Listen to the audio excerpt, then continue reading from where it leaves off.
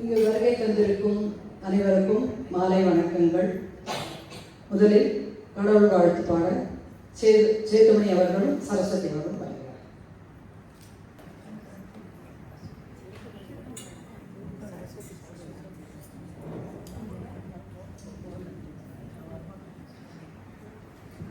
வாழ்க வளம். இறை வணக்கம். ஆதி எனும் பரம்பொருள் மெய் எழுச்சி பெற்று அணுவென்ற உயிராகி அணுக்கள் கூடி மோதி இணைந்து இயங்குகின்ற நிலைமைக்கு ஏற்ப மூலகங்கள் பரவாகி அவை இணைந்து வேதித்த அண்ட கோடிகளாய் மற்றும் பிறப்பு இறப்பிடை உணர்தல் இயக்கமாகி நீதினை உணர் மாந்தராகி வாழும் நிலை உணர்ந்து தொண்டாற்றி இன்பம் காண்போம்.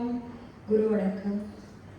அண்டமதில் உருவெடுத்து அறிவை பெற்று அவ்வறிவு ஒன்று முதல் ஆரதாகி கொண்ட மேலாம் இப்புறவில் குறிப்பில்லாமல் கோடான கோடி எண்ணி அனுபவித்து கண்டவலன் என அறிய நினைத்தேன். அப்போ கருத்துணர்த்தி கனல் மூட்டி கருவாம் ஞான குண்டலி எனும் என் மெய்யுணர்வு எழுப்பி குறித்து என்னை அறிவித்த குருவே அன்பே.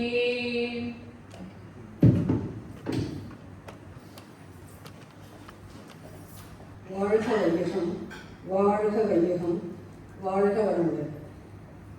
எல்லோருக்கும் மாலை வணக்கம்.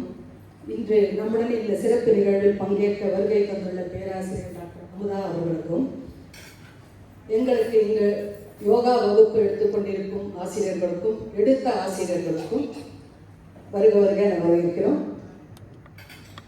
இவர்களை வரவேற்பதில் பெரும் மகிழ்ச்சி அடைகிறேன். யோகத்தில் 33 ஆண்டுகள் மேலான அனுபவமுள்ள திருமதி அமுதா ராமானுஜம் அவர்கள் வாழ்க்கை அனுபவம் மற்றும் ஆன்மீக அறிவு நம் அனைவருக்கும் வழிகாட்டியாக இருக்கிறது. இன்று அவர்கள் பேசும் தலைப்பு முதுமையில் அமைதியும் மகிழ்ச்சியும். இது நம் அனைவருக்கும் தொடர்புடையதும் ஆழமான விழிப்புணர்வை தரக்கூடியதுமாக இருக்கும். அவரை இதயபூர்வமாக வரவேற்க தயவு செய்து எல்லோரும் கைத்தட்டி அவரை வரவேற்குமாறு கேட்டுக்கொள்கிறேன். நன்றி. அவரை கௌரவிக்க கேட்டுக்கொள்கிறேன். திருமதி சுமதி நாகராஜன் அவர்கள்.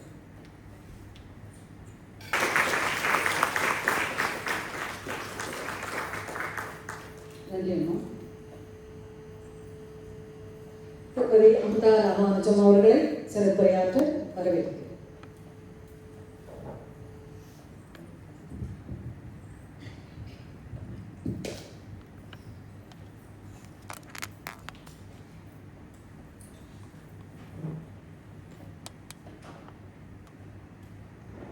வாழ்க வையகம், வாழ்க வையகம், வாழ்க வளமுடன்.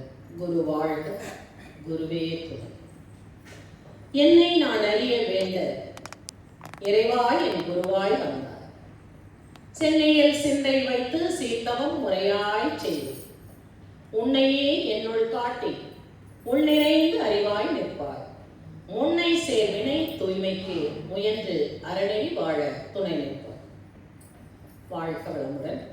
இந்த ஒரு அற்புதமான இனிமையான நல்ல நாளிலே அறிவு சார்ந்த சான்றோர் பெருமக்களாக இங்கே அமர்ந்திருக்கக்கூடிய அனைவருக்கும் என்னுடைய பணிவான வணக்கங்களையும் வாழ்த்துக்களையும் தெரிவித்துக் கொண்டு எல்லாம் வல்ல அருட்பேராற்றல் கருணையினாலும் அருட்தந்தை வேதாத்ரி மகரிஷி அவர்களினுடைய தவ ஆற்றலோடு கூடிய பூரண நல்லாசியும் உங்களுக்கும் உங்கள் அன்பு குடும்பங்களுக்கும் இரவும் பகலும் எல்லா நேரங்களிலும் எல்லா இடங்களிலும் எல்லா தொழில்களிலும் உறுதுணையாகவும் பாதுகாப்பாகவும் வழி நடத்துவதாகவும் அமைந்து பரிபூரண உடல் நலம், நேடாயுள், நிறை செல்வம், உயர் புகழ், மெய்ஞானம் ஓங்கி அருள் வளமும் பொருள் வளமும் நிறைவாக பெற்று மன நிறைவோடு மன மகிழ்ச்சியோடு வாழ துணை நின்று வழிநடத்த வேண்டுமாய் வாழ்த்தி வணங்கி என்னுடைய இந்த சிந்தனையை துவங்க இருக்கின்றேன். இங்கே அமர்ந்திருக்கக்கூடிய உங்களுடைய அனுபவத்திற்கு முன்னதாக என்னுடைய அறிவு சிறு துளிதான்.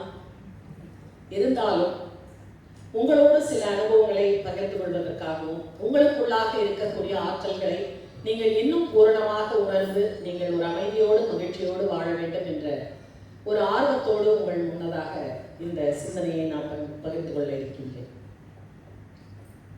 சிந்தை என்ன சிவன் என வேறில்லை, சிந்தையின் உள்ளே சீவன் வெளிப்படும். சிந்தை தெளிய தெளிய வல்லார்க்கு சிந்தையின் உள்ளே சிவன் இருந்தானேன்னு திருமூலர் சொல்றார். சிந்தனை என்பது என்ன அப்படின்னு நம்ம சொல்றோங்க சாதாரணமா. சிந்தனை அப்படிங்கிறதுக்கு ஆதாரமான ஒரு பொருள் எதுங்க? உங்களை நான் கேள்வி கேட்கிறேன்னு நினைச்சுக்க வேண்டாம், நம்ம ஒரு ஃப்ரெண்ட்ஸ் மாதிரி நம்ம பகிர்ந்துக்கலாம் இல்லையா? சிந்திக்கிறதற்கு அடிப்படையான ஒரு வஸ்து எதுங்க? மனம் இல்லையா? அதாவது அரிதறிது மானிடரால் பிறத்தல் அரிதுன்னு சொல்லிட்டாங்க. மனித குலம் தோன்றி எத்தனையோ லட்சம் ஆண்டுகள் ஆயிடுச்சு. இன்று வரைக்கும் மனதை பற்றி தெளிவாக எந்த ஒரு மனிதனாலையும் என்ன பண்ண முடியலங்க, புரிந்து கொள்ள முடியல இல்லையா?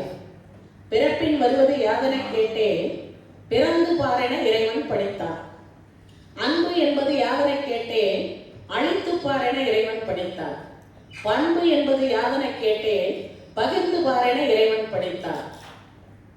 அறிவு என்பது யாதனை கேட்டேன், அறிந்து பாரென இறைவன் படைத்தான். இளமை என்பது யாதனை கேட்டேன், எழுந்து பாரென இறைவன் படைத்தான். மனைவி அவள் சுகமது யாதனை கேட்டேன், மணந்து பாரென இறைவன் படைத்தான். பிள்ளை என்பது யாதனை கேட்டேன், பெற்று பாரென இறைவன் படைத்தான். முதுமை என்பது யாதனை கேட்டேன், முதிர்ந்து பாரென இறைவன் படைத்தான். மரணம் என்பது யாதனை கேட்டேன், இறந்து பாரென இறைவன் படைத்தான். வாழ்க்கை என்பது யாதனை கேட்டேன், அனுபவமே தான் வாழ்க்கை என்றான். அனுபவமே தான் வாழ்க்கை என்றால் ஆண்டவனே நீ ஏன் என்றே ஆண்டவன் சற்றே என்ற அருகினில் வந்து அந்த அனுபவமே நான் தான் என்றான் கண்ணதாசன். வாழ்க்கையில எந்த ஒன்னையும் சொன்னா எல்லாருக்கும் என்ன பண்ணாதுங்க, புரியாது. ஒரு தாய் ஒரு 6 மாசத்து குழந்தையோட கோயிலுக்கு போறாங்க. அந்த சூடம் தீபம் காட்டும் போது அந்த குழந்தை போய் அதை குடிக்க போகும். எல்லா இடத்துலையும் நான் கவனிப்பேன். அந்த குழந்தை போய் குடிக்க போகும், அம்மா என்ன பண்ணுவாங்க, தடுத்து பார்ப்பாங்க. ஒரு தடவை சுட்டுச்சுன்னா அந்த குழந்தை அதை பார்த்தோம்னா என்ன பண்ணும், இதுதான் எக்ஸ்பீரியன்ஸ். ஆனா இந்த மனம் பல முறை பல அனுபவங்களை பெற்றாலும் வாழ்க்கையில என்ன பண்றது இல்லைங்க, விழிப்பு நிலையோட இல்லாம திரும்ப திரும்ப உணர்ச்சி நிலையில அதே சூழ்நிலையில அதே சந்தர்ப்பத்துல அதே தவற செஞ்சு என்ன பண்ணுதுங்க, என்ன பண்ணுது? இந்த அனுபவம் மனிதனுடைய கடைசி வரைக்கும் தொடர்ந்துகிட்டு தான் இருக்குதே தவிர அதை தடுக்கிறதுக்கான வல்லமை எதுக்கு இல்லைங்க, மனதுக்கு இல்லை. அதனாலதான் இதுக்கு மகரிஷி என்ன பேர் வச்சாருன்னா மனவளக்கலைன்னு தான் பேர் வச்சார். அந்த மனவளக்கலையை கற்றுக்கொள்ளக்கூடிய இடத்துக்கு என்ன பேர் வச்சாருன்னா அறிவு திருக்கோயில் வச்சார். எல்லாவற்றையும் அறிவை பெற்ற பின்னும் அறிவை பற்றி அறியும் அறிவை பெறாவிட்டால் அறிந்த அறிவால் எந்த பயனும் இல்லை. உப்புக்குள்ள என்ன இருக்குதுங்க, உப்புக்குள்ள என்ன இருக்கு, கரிப்பு. அது கண்ணுக்கு தெரியுதா? அதை உணர்ந்து கொள்வது எதுங்க, அறிவு. நாக்கு இல்ல. இதுதான் பிரச்சனை. நம்ம நாக்குன்னு நினைச்சிட்டு இருக்கிறோம். ஆனா நாக்கு, இப்ப நான் வந்து உங்களை பார்த்துட்டு இருக்கேன், நீங்க என்ன பார்த்துட்டு இருக்கீங்க? இப்ப நான் எதால உங்களை பாக்குறேன், நீங்க எதால என்ன பாக்குறீங்க? கண்ணாலையா பார்த்துட்டு இருக்கோம், உயிரால பாக்குறோம். எல்லாத்துலயும் டிஃபரெண்ட் கண்டுபிடிச்சுக்கணும். இப்ப என்னட்ட உயிர் என்ற ஒரு ஆற்றல் இல்லைன்னு சொன்னா என்னுடைய கண்கள் உங்களை பார்க்குமா? பார்த்த பொருளை கண்டுகொள்வது அறிவு. ஆனா பார்க்கக்கூடியது எதுங்க, உயிர். இங்க சுவையை உணரக்கூடியது எதுங்க, உயிர். எல்லாவற்றையும் அறிந்து கொள்கின்றோம். ஆனா அறியக்கூடிய உயிரை தெரிஞ்சிட்டு இருக்கிறோமா? அந்த உயிர் அறிவை பெறும் பொழுதுதான் மனம் அமைதி பெறும். அதான் கான்செப்ட். தெரியுங்களா? அது வரைக்கும் மனம் என்ன பண்ணும்? ஆட்டம் தான் போடும். எதை பார்த்தாலும் ஆட்டம் போடும். இப்ப நான் சொல்றேன், எல்லாரும் கண்ணை மூடி உங்க அம்மாவை நினைங்க. ஒருத்தர் கூட கண்ணை மூடல. ஏன்? எங்க அம்மாவை கண்ணை மூடி நினைக்கணும்னு அவசியம் இல்லை. ஏன்? அம்மா என் உயிர்ல இருக்காங்க. அந்த உயிர் தான் இந்த உயிரா வந்திருக்குது. இப்ப நான் சொல்றேன், எல்லாரும் நல்லா கண்ணை மூடுங்க, எங்க அம்மாவை நினைங்க. முடியுமா? யாராலையாவது ஒருத்தராலையாவது முடியுமா? ஆனா ஒரு முறை எங்க அம்மாவை நீங்க பாத்துட்டீங்கன்னு வச்சுங்க, அப்போ நல்லா தெரிஞ்சுக்கங்க, மனம் தான் பெறாத அனுபவத்தை என்றுமே பிரதிபலிப்பது இல்லை. சில தத்துவங்களை நம்ம பிளைண்டா பார்த்துட்டு இருக்கிறோம். ஏன்னா ஆன்மீகம்னா, முதல்ல நான் உங்கள்கிட்ட இதை பேசுறேன்னு யாரும் தயவு செஞ்சு தவறா எடுத்துக்காதீங்க. உண்மையான ஆன்மீகம் என்பதனுடைய பொருள் என்னன்னா, ஆன்மாவை அகத்ததுவாய் உணர்வதுதான் உண்மையான ஆன்மீகம். ஆன்மீகம் என்பது இறைவனை புறத்தை பார்ப்பது அல்ல, அகத்தே பார்ப்பது. என்னுள்ளே நீ இருக்க உன்னை அறியாமல் உளுத்த மரமானே பூரணமே, பத்ரகிரியார் சொல்றாரு. யாராவது ஒருத்தவங்க கை தூக்குங்க, நான் தான் என் சுவாசத்தை நடத்துறேன், நான் தான் மூச்சை இழுத்து விடுறேன் அப்படிங்கிறவங்க ஒருத்தவங்க கை தூக்குங்க. என்ன ஒய்யாரம் உட்காந்து நான் பேசிட்டு இருக்கிறேன், நீங்க என்ன ஸ்டைலா உட்காந்து கேட்டுட்டு இருக்கிறீங்க. நம்மளுக்குள்ள அந்த மூச்சை யாருங்க நடத்திட்டு இருக்கா? இறைவன். அவனை நான் இங்கே தேடமா வெளியில தேடமா? இதை ஏன் உங்கள்கிட்ட சொல்றேன்னா, இந்த வயசுல நீங்க இனி உள்ளே தேட வேண்டும். இது வரைக்கும் எங்க தேடிட்டீங்க? வெளியில தான் பண்ணிருக்கீங்க. இறைவனுக்கு பூசை பண்ணேன், உனக்கான பூசை. பாவித்து இறைஞ்ச ஆங்கே ஓர் வடிவிலே பாவித்து இறைஞ்ச ஆங்கே அப்பனிமலர் எடுக்க கையும் நன்னேன். தாய்மானார் இல்ல, அவ்வளவு உருகி உருகி உருகி பூஜை பண்ண தாய்மானார் என்ன சொல்றாருன்னா, உனக்கு பூஜை பண்றதுக்காக ஒரு பூவை பறிக்க போனா பார்க்கின்ற மலரோடு நீயே இருத்தி. எந்த பூவை பார்த்தாலும் நீயாவே இருக்கிறியடா, உன்னே பறிச்சு நான் எப்படி உனக்கு பூஜை பண்றது? அதனால பூஜை பண்றதுல என்ன பண்ணிட்டேன்? சரி, இது கை குவிக்க எண்ணின் கையெடுத்தாவது உன்னை கும்பிடலாம் அப்படின்னு பார்த்தா அது அரை கும்பிடு. ஏன்னா நீ எனக்குள்ள இருக்கும் பொழுது உன்னை நான் வெளியில கும்பிட்டேன்னா அது பாதி கும்பிடுதான். உள்ள இருக்கிற உன்னை நான் என்ன பண்ணலன்னு அர்த்தம், உணரலன்னு அர்த்தம். அதனால் இது கை குவிக்கவும் தாய்மானார் சொல்ற. இதுதாங்க முதுமையில நமக்கு வேற வேண்டிய ஞானம். இளமையில வெளியில பார்த்துதான் இறைவனை வணங்கணும், தவறு இல்லை. ஆனா இப்போ நல்லா சொல்லுங்க, இப்ப எல்லாரும் சுண்டல் சாப்பிட்டீங்களா? நான் சாப்பிடல, வேணாம்னு வச்சுட்டு வந்துட்டேன். சத்தானதெல்லாம் நான் சாப்பிடுவேன். காஃபி மட்டும் நல்லா இருந்துச்சு, சூப்பரா குடிச்சிட்டு வந்துட்டேன். இப்ப அந்த காஃபி சுண்டல்லாம் நீங்க சாப்பிட்டீங்களா? ஐயோ, முழுக்காம எனக்கு மட்டும் கொடுத்துட்டாங்க போல இருக்கு. சரி பரவாயில்ல, சுண்டல் சாப்பிட்டதான்னு நினைச்சிட்டேன். இப்ப நீங்க சுண்டல் சாப்பிட்டா அது என்ன ஆகும் உங்களுக்குள்ள? சுண்டல்னா கேஸ்ன்னு சொல்லக்கூடாது, அது என்னவா மாறும்? எனர்ஜியா மாறுது. ஏன்னா நான் இப்போ ரொம்ப கூட சொன்னாங்க, ஆழியார்ல ஒரு கிளாஸ் போயிருந்தேன், மௌனம் கிளாஸ் போயிருந்தேன். அப்போ கொஞ்சம் டாக்டர்ஸ்க்கு இன்ட்ரடக்ஷன் கொடுங்கன்னு சொல்லி சொன்னாங்க. நான் உங்க அளவுலாம் படிக்கல, நான் படிச்சது குருவினுடைய அறிவை ஓரளவுக்கு எனக்குள்ள உணர்ந்தது மட்டும்தான் உண்மை, சத்தியமான உண்மை. பெரிய நாலேஜ் எல்லாம் கிடையாது. கிட்டத்தட்ட 40 டாக்டர்ஸ் வந்திருக்கிறாங்க, அவங்களுக்கு ஒரு இன்ட்ரடக்ஷன் கொடுங்கன்னு சொன்னாங்க. எனக்கு உள்ளுக்குள்ள பயம், அது ஏன் என்ன பார்த்து சொன்னீங்க டாக்டருக்கு இன்ட்ரொடக்ஷன் கொடுத்தேன்னு நான் கேட்டேன் சிஓட்ட. இல்லை உங்களை தான் மகிழ்ச்சி அனுப்ப சொன்னாங்க, நீங்கள் தான் கொடுக்கணும். சரி மௌனம் நடத்தியிருந்தேன். 150 நர்பஸ் எல்லாம் பின்னாடி போக சொல்லிட்டு 2 லைனில் உட்கார வச்சுட்டு உள்ள மகிழ்ச்சியை கூப்பிட்டேன். இவங்க அளவுக்கு எனக்கு அறிவு கிடையாது, அனுபவமும் கிடையாது, உடம்பை பற்றியும் தெரியாது, ஒன்றும் தெரியாது. இவங்களை நான் என் பக்கம் திருப்பணும்னு சொன்னால் அவங்கள நான் ஃபஸ்ட்டே ஆஃப் பண்ணாதான் ஆன் பண்ண முடியும் இல்லையா? அதனால நான் என்ன சொன்னேன், எனக்காக ஒரு டாக்டர்கிட்ட கேட்கணும்னு எனக்கு ரொம்ப நாள் ஆசை. இன்னைக்கு 40 டாக்டர்ஸ் வந்திருக்கீங்க, யாராவது ஒரு டாக்டர் நீங்க மேடையில் வந்து உங்க மனசை மட்டும் எடுத்து காமிச்சிட்டு போய் உட்காந்துக்கங்க. இந்த டாக்டராவது வருவாங்களா? யாராவது ஒரு டாக்டர் வர முடியுமா? இது வரைக்கும் இருக்கிற டாக்டரா இருக்கட்டும், இருந்த டாக்டரா இருக்கட்டும், இனி வரக்கூடிய டாக்டர்ஸா இருக்கட்டும், யாராலையாவது இதுதான் மனம் அப்படின்னு எடுத்து காட்ட முடியுமா? ஆனா இல்லைன்னு மறுக்க முடியுமா? நான் ஒரு டாக்டர்கிட்ட கேட்டேன், சார் உங்கள்கிட்ட கேட்குறேன் சார், டிப்ரெஷன்ங்கிறீங்க, ப்ரெஷருங்கிறீங்க, ஸ்ட்ரெஸ்ஸுன்றீங்க, என்னென்னமோ டிஃப்ரெண்ட்டாக பேர் சொல்கிறீங்க, இதெல்லாம் மனச்சோர்வுன்றீங்க, மனச்சிதைவுன்றீங்க, அதெல்லாம் நீங்கள் சொல்ல வேணாம் சார், மனசை மட்டும் காமிங்க, அது எப்படி இருக்குன்னு நான் பார்த்துக்கிறேன். எந்த டாக்டராலையும் அது முடியும். சரி, அதுதான் முடியலன்னு சொல்றீங்களே சார், கொஞ்சம் உயிரையாவது எடுத்து கொண்டு வந்து காமிச்சிட்டு போங்க. உயிரை எடுக்கிறீங்க, எங்களை உட்கார வச்சுன்னு தெரியுது, ஆனா உயிரை என்னால என்ன பண்ண முடியாது, காமிக்க முடியாது. நல்லா தெரிஞ்சுக்கோங்க. இதை தான் நான் சொன்னேன், எல்லாம் அறியும் அறிவுதனை பெற்றும். உடம்ப ஸ்கேன் பண்ணுங்கிறீங்க, உச்சியிலிருந்து பாதம் வரைக்கும் ஒவ்வொரு அணுவுக்குள்ளேயும் போறேன்றீங்க. நீங்க எந்த அணுவுக்குள்ள ஊடுருவி போனாலும் உங்களால் கண்டுகொள்ளவே முடியாத ஒரு மறைபொருளாக அங்கே இறைவன் மனம் என்ற பேராற்றலாக இருக்கான் பாருங்க. அதை நம்ம இன்னைக்கும் தெரிஞ்சுக்காமே இந்த உலகத்தை விட்டு போனோம்னா நம்மள வந்து எத்தனை பிறவி இல்லையா? என்னறிய பிறவிதனே மானிட பிறவிதான் அரிதிலும் அரிதுதான், இப்பிறவி விட்டால் இனி எப்பிறவி வாய்க்குமோன்னு தாய்மானார் எழுதுற. நான் தான் சொல்லுவேன், அவங்களால பாடி அழுகவாத தெரிஞ்சது, நமக்கு பாட்டு எழுத தெரியாது, அது ஒரு உண்மையும் தெரியாது. இப்படியே எத்தனை ஆன்மாக்கள் இந்த உலகத்துல வந்த சூடு தெரியாம போயிட்டு இருக்கோம். ஒரு டிவியில ஒரு ஷோ காமிச்சாங்க, அதுல கேட்டாங்க, ஒரு மனிதன் இறந்தோன்னே ஏன் எவ்வளவு பெரிய கோடீஸ்வரனா இருந்தாலும் தென்னம்பாளைய கட்டி அந்த பல்லக்குல கீழே போடுறாங்க தெரியுமான்னு கேட்டாங்க. நான் என்ன நினைச்சேன், வாட்டமா இருக்கு படுக்க வைக்க. நம்ம அறிவு அவ்வளவு வாட்டமா இருக்கு, அதனால அதுல படுக்க வைக்கிறாங்க அப்படின்னு நான் நினைச்சேன். ஆனா அதுல மிகப்பெரிய தத்துவம் இருக்கு. எத்தனையோ மரங்கள் இருந்தாலும் தென்னை மரம் மட்டும் தான் ஒரு பாலையை கீழே விழுது அப்படின்னு சொன்னா அந்த பாலை தான் இருந்த இடத்திற்கான ஒரு அடையாளத்தை அந்த மரத்துல வச்சுட்டு போகுது.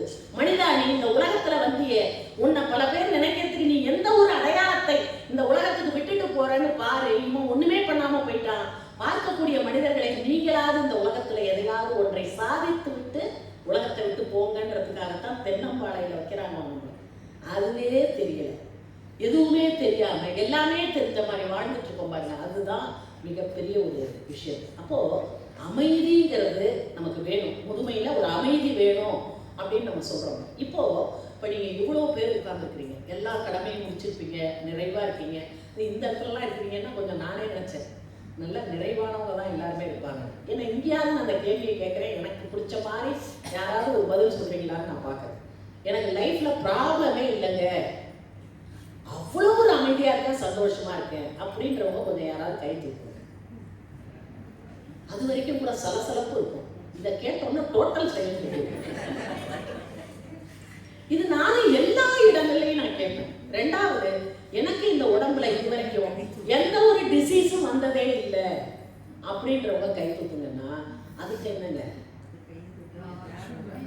கையை யாருமே தூக்க முடியாது. நான் எந்த தைரியத்தை, நான் ஆழியார கிளாஸ் இருக்கும்போது கூட இந்த அலுவலகத்துல கேட்பேன். ஏன் கேட்பேன்னா, இந்த 2 கேள்வியை கேட்டாலே எல்லாரும் ஒரு சைலண்ட் பண்ணிக்குவாங்க. சரி, ஏதோ கொஞ்சோண்டு ஏதோ விஷயம் இருக்கு போல இருக்கு இதுல அப்படின்னு. அப்ப நான் சொல்லுவேன், யாரும் பார்க்கிறேன், பல ஆயிரம் வகுப்புல நான் அந்த கேள்வியை கேட்டேன், ஆனா யாருமே கை தூக்கல. நான் எதுக்கு இந்த கேள்வி கேட்கிறேன்னா, யாராவது கையை தூக்கிட்டாங்கன்னா அன்னைக்கே வேதாத்ரி மகிழ்ச்சியை விட்டுட்டு அவங்கள குருவா எடுத்துக்கலாம் அப்படின்னு பார்த்தா இந்த பிறவியில இல்லை, எந்த பிறவியிலுமே அது என்ன இல்லைங்க, வாய்ப்பே இல்லை. ஏன்னா வினைப்பயனே ஒரு தேகம் கண்டாய். நாம எல்லோருமே என்ன பண்றோம்னா, அதிகமான பற்று வைக்கிறது மட்டும்தாங்க நம்முடைய அமைதியின்மைக்கு முக்கியமான காரணம். நாம எல்லாருமே என்ன நினைக்கிறோம்னா, இது இந்த கவலைப்படும் மகிழ்ச்சி எங்களுக்கு கவலை ஒழித்தல்னு ஒரு சப்ஜெக்டே கொடுத்துருக்கிறாரு. எல்லாமே பார்த்தீங்கன்னா சைக்கலாஜிக்கலா அவர் கொடுக்குறாரு. எல்லாம் சயின்ஸ், பியூர் சயின்ஸ் தான் அவர் கொடுக்கறது கூட. இதை எல்லாருமே நினைச்சுக்கிறாங்க ஏதோ மதம் சார்ந்ததே கிடையாது. ஏன்னா மகிழ்ச்சி என்ன எழுதுறாங்கன்னா, அதாவது ஒரு விஷயம் சொல்றாங்க, இந்த மனித குலம் முழுசையும் எடுத்துக்கிட்டாக்கா 3 விஷயங்களுக்கு ஜாதி மத மொழி இன வேதம் இல்லை. மனம், உயிர், அறிவு. இந்த 3க்கு என்ன கிடையாதுங்க, ஜாதி மத மொழி இன வேதம் கிடையாது. கடவுளை எந்த வழியில வணங்கறதுக்கும் ஒவ்வொருத்தருக்கும் நிச்சயமாக தனித்துவமான உரிமை இருக்கு, அதுல எந்த மாற்று கருத்து கிடையாது. ஆனால் நீங்க கடவுளை வணங்குறதாலே ஒரு பெரிய விஷயமா எடுத்துட்டு என்ன பண்ணிட்டு இருக்கோங்க, பிற கடவுள்களையும் பிற மனிதர்களையும் நீங்க அலட்சியப்படுத்துவதோ மனதை காயப்படுத்துவதோ செஞ்சா அதுல எந்த பிரயோஜனமும் இல்லை. இதுதான் எல்லா ஞானிகளும் சொல்றாங்க. அப்ப வேதாத்ரி மகர்ஷி ரொம்ப அழகா ஒரு கவி சொல்லுவாங்க, தாய்ப்பறவை முட்டையிட்டு அவயம் காக்க தனித்தனியே உருவடைந்து முழுமையாகும், பூரணமாம் வரைக்கும் அந்த சிறு முட்டை ஓட்டை விட்டு நீங்கிடாது, நோய் பொறுக்கா நிலையில் நொடி பொழுதில் வெளியேறும் விந்தை காணி. இதுக்கு அப்படிங்கிறதுக்கு என்ன பொருள்னா, தாய்ப்பறவை என்ன பண்ணுதுங்க, நிறைய முட்டை போட்டுட்டு அது மேலே உட்காந்து என்ன பண்ணுவோம், அந்த அடக்காக்கிறதுங்கிறது நாங்கள் மன்றத்தில் வந்ததுக்கு அப்புறம் அதுக்கு பேர் என்ன சொல்லுவாங்க, தாய் தன்னுடைய சீமகாந்த ஆற்றலை எதுக்கு கொடுக்குதுங்க, அந்த கருவுக்கு கொடுக்குது. இப்ப நான் உங்க எல்லாரையும் கேட்டேன், நீங்க எதால பாக்குறீங்கன்னு. நான் எதால பாக்குறேன்னு கேட்டேன். ஆன்சர் என்ன சொன்னாங்க, எல்லாரும் நல்லா அலர்ட்டா இருக்கீங்க, புரியும்னு சொல்லிட்டீங்க. சரி, ரைட்டு. இப்போ உங்களையும் என்னையும் கனெக்ட் பண்ணது இல்ல, உங்க கண்ணு எனக்கு தெரியுது, என் கண்ணு உங்களுக்கு தெரியுது. ரெண்டு கண்களையும் கனெக்ட் பண்ற அலையை நீங்க என்னைக்கு வரைக்கும் பார்த்துருக்கீங்களா? டிவி அங்க இருக்கு, என் கையில ரிமோட் இருக்கு, ஆன் பண்றேன், டிவி ஆன் ஆகுது. ஆனா அந்த டிவிக்குள்ள இங்கேருந்து என்கிட்ட இருந்து புறப்படக்கூடிய அந்த எனர்ஜியை யாராவது பார்த்துருக்கீங்களா? அப்ப அது பேர் என்னங்க, மேக்னெட்டிக் எனர்ஜி.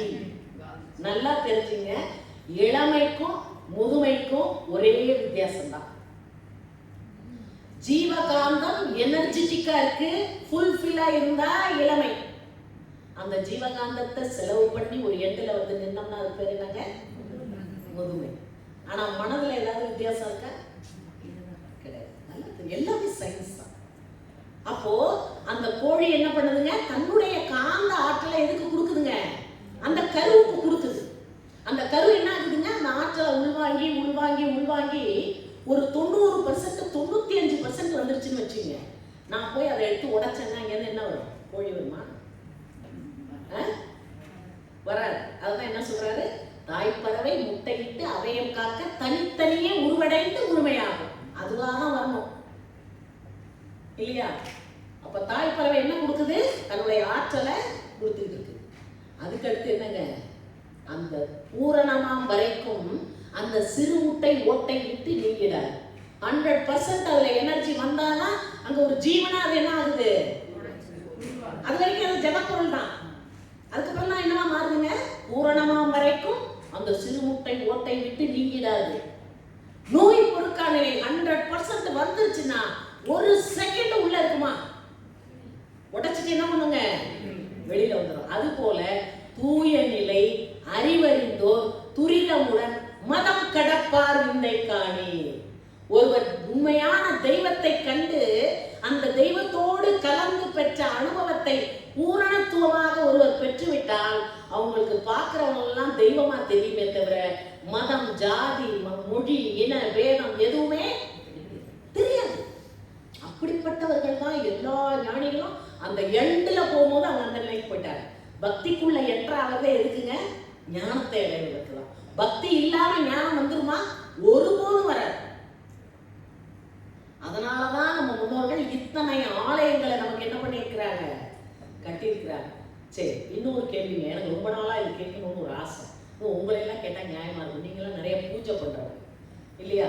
இப்போ ஒரு சகஸ்ரநாமம் படிக்கிறீங்க, லலிதா சகஸ்ரநாமம் படிக்கிறீங்க, அல்லது விஷ்ணு சகஸ்ரநாமம் படிக்கிறீங்க. இப்ப நாங்கெல்லாம் படிச்சிருக்கோம், சரிங்களா? படிச்சிருக்கோம்னு நான் சொல்றது நீங்க தெரிஞ்சிருப்பீங்க எந்த மாதிரி படிச்சிருக்கோம், சரிங்களா? இப்போ லலிதா சகஸ்ரநாமம் உட்காந்து படிக்கிறீங்க.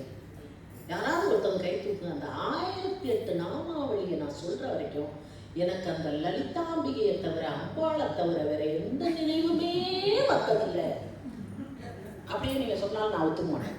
அதுவும் நான் சொல்றேன், யாருக்குமே முடியாது. அதனாலதான் பட்டினத்தார் சொல்றாரு, கையொன்று செய்ய விழியொன்று நாட கருத்தொன்று என்ன பொய்யொன்று வஞ்சக நான் ஒன்று பேச புலால் கமலும் மெய்யொன்று சார செவியொன்று இவ்வாறு யார் செய்யும் பூசை எவ்வாறு கொள்வாய் வினை தீர்த்தவனே.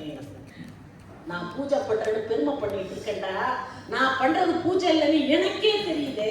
இது எல்லாம் தெரிஞ்ச உனக்கு தெரியாமையா இருக்கும். இந்த பூஜைக்கு நீ எனக்கு எந்த பலனா கொடுக்க முடியும்னு பட்டினத்தார் இல்லையா? நான் நினைச்சுட்டு அதை படிச்சோம்னா எனக்கு கொஞ்சம் சந்தோஷம். சரி, அவரும் அந்த லெவல்ல தான் பண்ணியிருக்கிறாரு பூஜை. அப்போ திருவாரூர் கோவிலையும் விளையாடணும் ஆள் நான். பிறவியால் வர்மன கேடுல ஆதலால் பெரிய இன்பம் துறவியார் கல்லது துன்பம் நீங்காதன தூங்கினாயே மரபல் நீ மார்க்கமே நன்னினாய் தீர்த்தனிய மல்கு சென்னி அரவணார் ஒரு தொழுதுயலா மையல் கொட்டஞ்சல் நெஞ்சு. தேவார பாட்டு தெரிஞ்சவங்களுக்கு தெரிஞ்சிருக்கும். பிறவியால் அந்த உலகத்துக்கு கொண்டு வந்தது என்ன மட்டும்தாங்க, ஒரு பழமொழி சொல்றேன், தனக்கு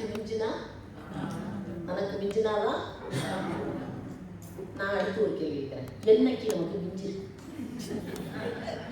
பீரோ நிறைய பட்டு புடவையா இருக்குங்க, பார்த்தாலே வெறுப்பா 10 ரூபாய் எடுத்து கொடுத்துருவோமா? நம்ம அவ்வளோ மன விசாரம் உள்ளவங்களா நம்ம கொடுத்துருவோமா? நகை 200 பவுன் எப்படிங்க போடுறது? ஆளுக்கு 10 பவுனா கொடுத்துருவோமா? இப்போ பழமொழி கரெக்டா? நமக்கு சாதகமா பழமொழியவே மாத்தினாலும் உண்டு. தனக்கு மிஞ்சுவது தானமும் தர்மமும், அதான் கரெக்டான பழமொழி. பழமொழியவே மாற்றி நமக்கு சாதகமா மாற்றிக்கிறோம். இந்த உடல்ல உயிர் இருக்கிற வரைக்கும் நாம் செய்யக்கூடிய தானமும் தர்மமும் தான் நம்முடைய ஆன்மாவோட தொடர்ந்து வரப்போம். வேற எதையும் காதலிருந்த ஊசியும் பாராதுக்கா கடை வழிக்கே சொல்லிட்டாங்க கிளீனா. அப்போ பிறவியால் வருவன எங்க அப்பா அம்மா எனக்கு கொடுத்த, நான் நிறைய வகுப்புல பேசும்போது சொல்வேன், இந்த நம்ம இவ்வளோ இப்போ எல்லாருமே அமைதியா இருந்தீங்க இல்லையா? அதாவது ப்ராப்ளம் இருக்கான்னு எல்லாருமே அமைதியா தான் இருந்தீங்க. சரி, இப்போ நமக்கு இப்போ இவ்வளோ பிரச்சனை இருக்குல்ல, இதுக்கெல்லாம் யார் காரணம்?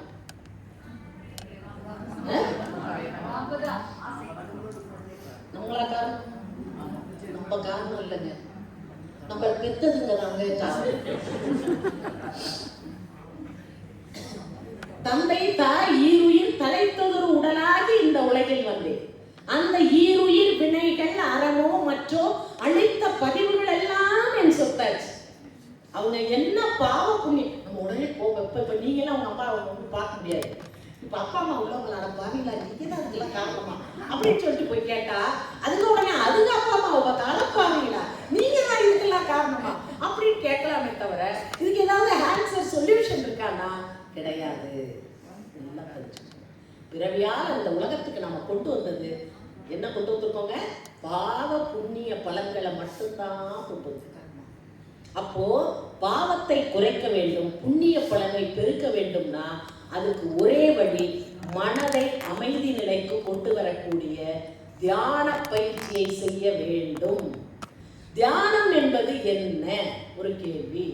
இப்போ நம்ம எல்லாருமே பக்தி மார்க்கத்தில் உள்ளவங்க, நல்லா தியானம் பண்ணணும் அப்படின்னு சொன்னா நம்ம எந்த இஷ்ட தெய்வத்தையோ ஏதோ ஒரு தெய்வம் நமக்கு பிடிச்ச தெய்வம் இருக்கும் இல்லையா, அந்த வழிபாட்டு தெய்வத்தை நம்ம நினைச்சு உட்கார்ந்துருப்போம். ஆனா அதுலயும் ஒரு சிறப்பு இருக்குங்க, இல்லவே இல்லைன்னு நம்ம சொல்லவே முடியாது. ஏன்னா நான் வேதாத்ரி மகரிஷிட்ட ஒரு கேள்வி கேட்டேன். அதாவது இறைவனுக்கு உருவம் இல்லைங்கிறது தான் எல்லா மகான்களும் கடைசியா சொல்றது. இறைவன் ஓர் உருவம் ஓர் நாமம் இல்லாதான். நாத்தர் சுவாமிகளும் சொல்றாரு, மாணிக்க வாசகரும் சொல்றாரு, அவனுக்கு ஒரு உருவம் கிடையாது, ஒரு நாமம் கிடையாது. பார்க்கின்ற அனைத்து தோற்றங்களுக்குள்ளாகவும் என்ன இருக்கு? தெய்வம் தான். உப்புக்குள்ள என்னவா இருக்குங்க? கரிப்பாரு. தேனில் இருக்கக்கூடிய இனிப்பு கருப்போ சிவப்போ? திருமூலர் கேட்பார். தேனில் இன்பம் கருப்போ சிவப்போ? வானுக்குள் ஈசனை தேடும் அறிவிலே தேனுக்குள் இன்பம் செறிந்திருந்தார் போல் ஊனுக்குள் ஈசன் ஒளிந்திருந்தானே இல்லையா? அப்ப அவன் இல்லாத பொருள் ஏதாவது இருக்குதானா? இறைவன் எங்கே இருக்கின்றான் என்ற ஒரு கேள்விக்கான சரியான பதில் என்ன தெரியுங்களா? இறைவன் எங்கே இல்லைங்கிற கேள்விதான். அவன் இல்லாம ஒரு அணு கூட என்ன பண்ணாதுங்க, அசைய. உடனே தெரிஞ்சுங்க. இப்போ நீங்க உட்கார்ந்துருக்கீங்க, நான் உட்கார்ந்துருக்கேன், நம்ம ஏதாவது ஆடி ஆடிட்டு இருக்கோமா? நான் தான் கொஞ்சம் ஆடிட்டு கிடக்கேன், நீங்க எல்லாம் அழகா அமைதியா உட்கார்ந்துருக்கீங்க. சரி, இப்போ நம்ம உடம்புக்குள்ள எத்தனை இயக்கங்கள் நடக்குது? தியானம்னா என்ன தெரியுங்களா? அசைகின்ற ஒன்றிற்குள்ளே அசையாத ஒன்றை காண ஓடாத உள்ளம் கொண்டு ஒன்றி நிற்றல் தியான யோகம். இப்போ நான் கண்ணை மூடி, நிறைய பேர் சொல்லுவாங்க, நான் தியானம் பண்ணிட்டு மணிமண்டபத்தில் உட்காந்துருக்கும் போது, அம்மா அப்படியே அசையாம ஆடாம உட்காந்துருக்கீங்க அப்படின்னு சொல்லுவாங்க. நான் சொல்லுவேன், நான் அசையாம ஆடாம இருந்தா வேற இடத்துல ஒட்டை வச்சிருக்கேன். சரிங்களா? யாருமே என்ன பண்ண முடியாதுங்க, ஆடாம அசையாமலாம் உட்கார முடியாது. நான் அசையல அப்படிங்கிறது புறத்துல உங்களுக்கு தெரியல. என் உடம்புக்குள்ள சுவாசம் ஓடிட்டு இருக்கு, ரத்தம் ஓடிட்டு இருக்கு, இதயம் துடிச்சிட்டு இருக்கு, எத்தனை இயக்கங்கள் எல்லாம் அசைஞ்சிட்டு இருக்கு. இது எல்லாமே அசையக்கூடிய இந்த உடலுக்குள்ளாக அசையாத ஒரு பொருள் இருக்கிறது. கண்ணுக்கும் கருத்துக்கும் எட்டா மறைபொருளாக இருக்கக்கூடிய மெய்ப்பொருளாகிய தெய்வம் எப்படி இருக்குன்னா, ஆற்றலாக அறிவாக இதயத்தை யார் இயக்கிட்டு இருக்கா? அந்த அறிவு தான் இயக்கிட்டு இருக்கு. கிட்னி ஃபங்க்ஷனை யார் கண்ட்ரோல்ல வச்சிருக்கா? எதிர்ச்சி சுவாமிநாதன் சொல்வாரு, ஒருத்தருக்கு ஹார்ட் ஆப்ரேஷன் பைபாஸ் பண்ணியிருக்காங்க, படுத்திருக்கும் போது முடிஞ்சிருச்சு, எல்லாம் நல்ல விதமாக முடிஞ்சு டிஸ்சார்ஜ் ஆகும். கையில் கொண்டு பில்லை கொடுத்தாங்க. பில்லை பார்த்தோன்னா அவர் கண்ணில் தரையாக ஊற்று. ஒரு டாக்டர் ரொம்ப க்ளோஸ் ஃப்ரெண்டாக இருந்தாலும் பில்லு கரெக்டாக தான் போடுவார், அது வேற விஷயம். அவர் கொண்டு வந்து கொடுத்துட்டார் பில்லை, 6.5 லட்சம். ஏற்கனவே உனக்கு எல்லாருக்கும் போடுறத விட கம்மியாக நடா போட்டிருக்கேன், நீ என்ன பில்லை பார்த்து கண்டு கலங்குறேன்? அதுக்கு கண்டு கலங்கலடா, ஒருத்தன் இலவசமாகவே இத்தனை வருஷமாக மெயின்டைன் பண்ணான், அவனுக்கு நான் 10 பைசா கூட கொடுக்கல. இப்போ கொஞ்சம் கெட்டு போனாலும் நீ 6 லட்சம் பில்லு போட்டியடா, அதை நினைச்சு அவனை நினைச்சு அழுவடா. என் மேல எவ்வளவு கருணை, எவ்வளவு அன்பு, அவன் எனக்காக எனக்குள்ள என்னென்னமோ பண்ணிட்டு இருக்கிறானே. அப்ப அவனை நான் இது வரைக்கும் வெளியில பிள்ளைய பாக்குறோம், புருஷனை பாக்குறோம், அக்காவை பாக்குறோம், தம்பியை பாக்குறோம், இங்க பார்க்க வேண்டியதை பார்க்காமே வாழ்க்கையை 80, 90 கடந்துட்டு போறமே, என்ன பிரயோஜனம்? எல்லாம் யோசிச்சுப்பாங்க இல்லையா?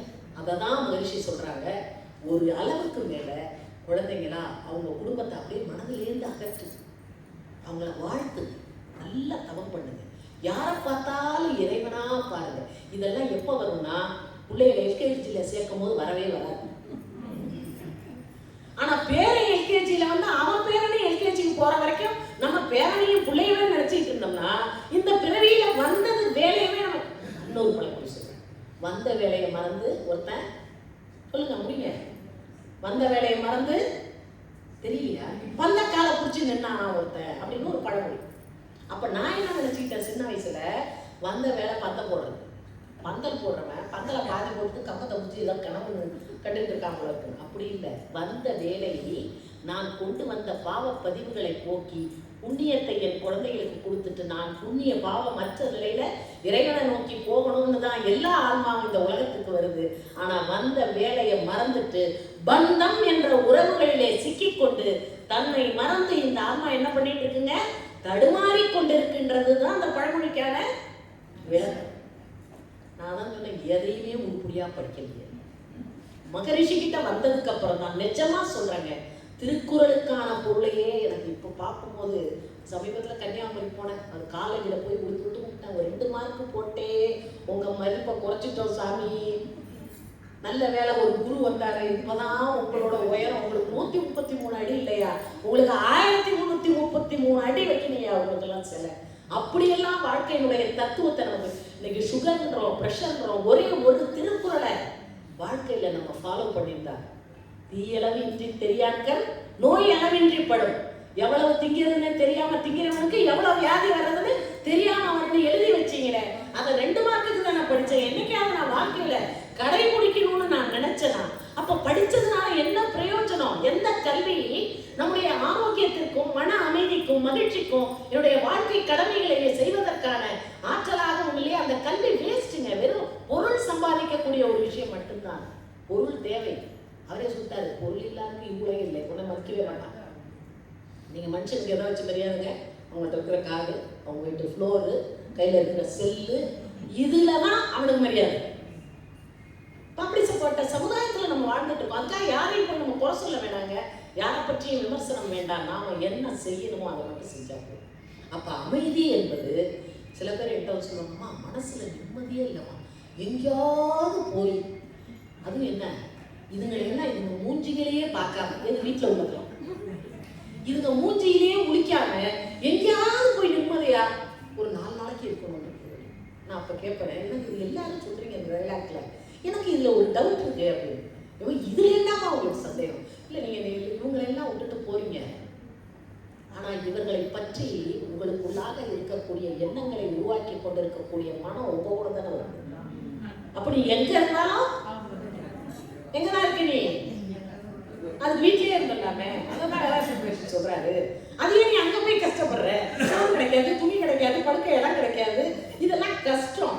வீட்டுல இருந்து நீ உன்னைய சரி பண்ணிக்கோ, அழகா சொல்றாரு. இதெல்லாம் நீ யோசிச்சு பாருங்க. நான் இது வரைக்கும் சொன்னதுல யாருக்காவது முரண்பாடு இருக்கா? இருக்க முடியாது, எல்லாம் சொந்த அனுபவம். சரிங்களா? அதனால வாழ்க்கை அப்படிங்கிறது ரொம்ப அழகான ஒரு விஷயங்க. ஆனா அந்த வாழ்க்கையில ஒவ்வொரு, அதாவது 5 அறை சொல்றாங்க. இந்த வாழ்க்கைய 5 அறை சொல்றாங்க. பிறவியால் வருவன கேடுல, இந்த கவியை சொல்லியிருக்கேன். பிறவியால் நம்ம கொண்டு வந்தது என்னங்க? நம்முடைய முன்னோர்கள் செய்த பாவ புண்ணியத்தை தான் நம்ம இந்த உடம்புல எடுத்துட்டு வரோம். சுக்கில விந்துநாதம் சுரோனிதமும் கூடி பக்குவ குழவியாகி பையுளே அடைத்த பாவை அக்குவை அதனில் வந்த சூற்றம் அக்கினி நாகைலிங்கர் அழித்ததென்று உணர்வாய் நெஞ்சேன்னு கணபதிதாசர் சொல்றார். சுக்கிலம் சுரோனிதம் தாய் தந்தையினுடைய விந்துநாதம் கலந்து அக்குவை அதனில், அக்குவைனா உலகம் எங்க போகுதுங்க? கருப்பைக்குள்ள வருது. சுக்கில விந்துநாதம் சுரோனிதமும் கூடி பக்குவ குழவியாகி, இந்த உடம்புல என்ன அழகா அவன் உள்ளுக்குள்ள அந்த குழந்தைய கருவை எப்படி வளர்க்கிறான் பாருங்க இறைவன். அதாவது பூவின் மனம், திருமூலர் மாதிரி விளக்கம் சொல்ல முடியாது. பூவின் மனத்தை பொருந்திய வாயுவும் தாவி உலகில் தரிக்கும் பார்ப்போம், மேவிய ஜீவனில் மெல்லனேல் வாயுவும் கூவி அவிழும் குறிகொண்ட போதேங்கிற. இதுக்கு என்ன பொருள்னா, பூவில் இருக்கிற பூவை பார்க்கணும். இப்போ இந்த இடத்துல ஒரு ரோஜா பூ கூட இருக்குதுங்க. பூவை நம்ம பார்க்கணும். வாசனையை பார்க்க முடியுதா? என்னைக்காவது பார்த்துருக்கோமா? வாசனையை பார்க்க முடியாது, ஆனால் உணர முடியும். பூவின் மனத்தை பொருந்திய வாயுவும் தாவி உலகில் தரிக்கும் அவ்வாறு போல். அப்படின்னு என்னன்னா, என்னதான் ரோஜாக்குள்ள வாசனை இருந்தாலும் காற்று என்ற ஒன்று வந்து மோதலன்னு சொன்னா அந்த பூவிலே உள்ளே அடக்கமாக இருக்கக்கூடிய வாசனையை வெளியில் எடுக்க முடியுமா? முடியாது. அது போல என்னதான் சுக்கிலமும் சுரோனிதமும் இணைஞ்சி இந்த கருப்பைக்குள்ள ஒரு உருவகமா அது டெவலப் ஆயிட்டே வந்தாலும் அதற்குள்ள ஈசன் உயிராக வந்து நுழையலன்னு சொன்னா அது வெளியில வருமா? கூவி அவிழும். அவன் உள்ள வரலன்னா அப்படியே கலைஞ்சு போயிருமா நமக்கு. அப்ப நினைச்சு பாருங்க, இப்ப நம்ம ஒரு உடல் எடுத்து இத்தனை வருஷம் நம்ம வாழ்ந்துருக்கிறோம்னா தாயின் கருவறையில ஒரு புண்ணிய பலன் இருக்க போய் தான் அந்த இறைவனே என்னவா வந்திருக்கான்? உயிரா வந்திருக்கான். அதான் மகிழ்ச்சி சொல்லுவாங்க, நம்ம எல்லாருமே தவம் பண்ணியிருக்கோம், உங்களுக்கு தெரியுமா அப்படின்னு கேட்டாரு ஒரு நாள் கிளாஸ்ல இருக்கும்போது. அந்த மாதிரி ஞாபகமே இல்லையே. தவம்னாலே என்னன்னு தெரியாது, குருன்னா என்னன்னு தெரியாது, குண்டலினா என்னன்னு தெரியாது, தவம்னா என்னன்னு தெரியாது அப்படின்னு சொல்லும் பொழுது ஓரளவு நாங்கள் கெஸ் பண்ணோம். எங்கே தவம் பண்ணுறோம் அப்படின்னா 9வது மாசத்துல தாயோட கருவறையில் நம்ம எல்லாம் தியானம் பண்ணுறோம். அது பெரிய பாட்டு, அதை நான் சொன்னேன்னா இன்னும் 1 மணி நேரம் ஆகும். ஆனால் நான் பேசுவேன், நீங்கள் எந்திரிச்சு போயிருவீங்க. அதனால அந்த விளையாட்டுக்கு நான் வரல. அதனால் அந்த கடைசி வழியை மட்டும் நான் சொல்கிறேன். அதாவது 9ஆம் திங்கள் மேவும் 9ஆம் திங்கள் பிறவி தோன்றலை குறித்து அருள் தாவென தவம் கொண்டே இருந்து புரியும்னு எழுதுறாரு ஒரு சித்தர். 9வது மாசம் அது வரைக்கும் தலைகீழ இருந்தது 8 மாதிரி. இப்போ அப்படி எங்க வந்துருதுங்க, உலகத்துக்கு வரப்போறேன், சிரசு திரும்பி வந்துருச்சு, தாயினுடைய வயிற்றுலேருந்து வெளியில வரத்துக்கு ரெடி ஆயிடுச்சு. எப்பா நான் என்ன பாவம் புண்ணியம் வச்சிருக்கணும்னு தெரியாது, யாரை நம்பி நான் போறேன்னா உன்னை நம்பிதான்டா இந்த உலகத்துக்கு நான் வரேன். நான் இந்த உலகத்துக்கு வந்தோன்னே நீ என்னை மறந்துடாதரா, என்னமா பார்த்து கொஞ்சம் அட்ஜஸ்ட் பண்ணி ஏதாவது பண்ணுடான்னு 9வது மாசம் பாருங்க, அந்த கையை கோத்து தலையை குனிஞ்சு அந்த கரு என்ன அழகா தவம் பண்ணது, வெளியில வந்தோமே எல்லாத்தையும் மாத்திருச்சு. அதான் பிரச்சனை. அப்போ நான் இந்த உயிரோட வந்து உயிரை பத்தியே தெரிஞ்சுக்காம இந்த உயிர் இந்த உடல்ல இருந்து போச்சுன்னு சொன்னா இந்த வாழ்க்கை வாழ்ந்ததுல ஒரு பிரயோஜனமும் இல்லைங்க. அப்ப நாம என்ன வேணுங்க, என் உயிரை உணரக்கூடிய தவத்தை இந்த பிறவியில நாம கத்துக்கிட்டா மட்டும்தான். அதாவது ரொம்ப அழகா பட்டிருக்கார் சொல்றார், மந்திக்குள்ளேயே ஒத்தேன் இல்லை நாயே வகையறிந்தும் சிந்திக்கும் சிந்தையை யான் என் செய்வேன் தீதகற்றி புந்தி குரலையை ஒத்த பூசையை போல் என்னைக்குரியவன் காமத்தனே கைலாயத்தானே பாடுறார். மந்தின்னு என்னங்க? பெண் குரல். மந்தின்னு என்னங்க? பெண் குரல். குருளைன்னு என்னங்க? குட்டி. அந்த குட்டி என்ன பண்ணுன்னா, இப்போ கூட நான் குற்றாலத்தில் கிளாஸ்ல என்ன அழகா பட்டினத்தார் எழுதியிருக்கிறார். நம்மளும் தான் அந்த குறக்க பார்த்தோம். பாட்டு எழுதணும்னு தோணுச்சா நமக்கு? இல்லை எழுதலாம் தெரியுமா? அதுவும் தெரியாது. ஏதோ அவர் எழுதி வச்சதே இத்தனை வருஷம் கழிச்சு தான் நம்ம கண்ணில் மாட்டுது. அப்போ அது என்ன அழகா அந்த தாய் குரங்க அப்படியே கப்பி பிடிச்சிட்டு இருக்கும். உலகத்துல தாய்க்கு இல்லாத, எந்த தாய்க்கும் இல்லாத ஒரு குணம் குரங்கு குட்டிக்கு, அந்த மந்திக்கு உண்டு. தன் குட்டியை என்னைக்குமே அது தூக்கிட்டே போகும். நம்மெல்லாம் தூக்கிட்டு சுத்துறோமே, அது என்னைக்குமே என்ன பண்ணாதுங்க, தூக்கிட்டு சுத்தாது. குட்டி தான் என்ன பண்ணணும், தாயை பிடிக்கணும். அப்படி தாய் எங்க வேணாலும் போகும், ஏறும் குதிக்கும் இறங்கும், என்ன பண்ணாலும் குட்டி தான் என்ன பண்ணிக்கணும், பிடிச்சுக்கணும். அப்படி பிடிய விட்டுருச்சுன்னா திரும்பி கூட அந்த குட்டியை பார்க்காது போறோம். இது மந்திக்கு உண்டான இலக்கணம். ஆனா அவர் என்ன சொல்றாரு பட்டினத்தார், அந்த குரங்கு குட்டி அளவுக்குலாம் எனக்கு நாலேஜ் கிடையாது, உன்னைய பிடிச்சிக்கிற நாலேஜ் எனக்கு இல்லை.